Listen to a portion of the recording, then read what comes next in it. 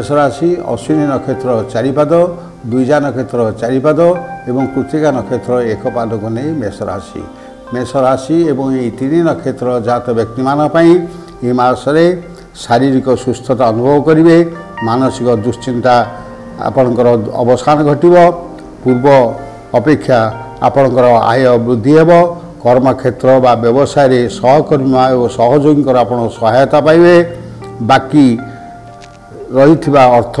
आपण ए मासरे निश्चित भाव फेरी पाइबार संभावना रही आपणकर पारिवारिक जीवन शांतिप्रद हेब निकट संपर्कों सह मनांतर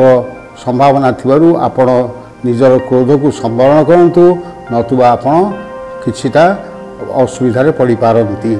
कर्तव्य आपण कर्तव्यपरायणता हे संतान हेतु को शुभ पाइबे आपणकर कौनसी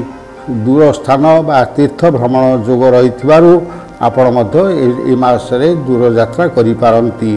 किछि नूतन द्रव्य बा गृहोपकरण आप किणवे यही राशि जात महिला माने कर्तव्यपरायण हेबे यही राशि जात छात्र छात्री माने विद्यारे सुफल पाइबे आपणकर शुभ रंग होछि नाली आपण पई सतर्कता दिवस होछि मई 15, 24, 25 एवं 26 तारीख आपण जदि प्रत्यह हनुमान चालीसा पाठ करती एवं ओं अं अंगारकाय नमः पुनश्च कहूँ ओं अं अंगारकाय नमः यही मंत्र 28 थर जप करती ताले आपण अशुभ फल परिवर्ते शुभ फल पाइबे जदि जन्म जातक शुभ फल थाए ता अधिक शुभप्रद हेब।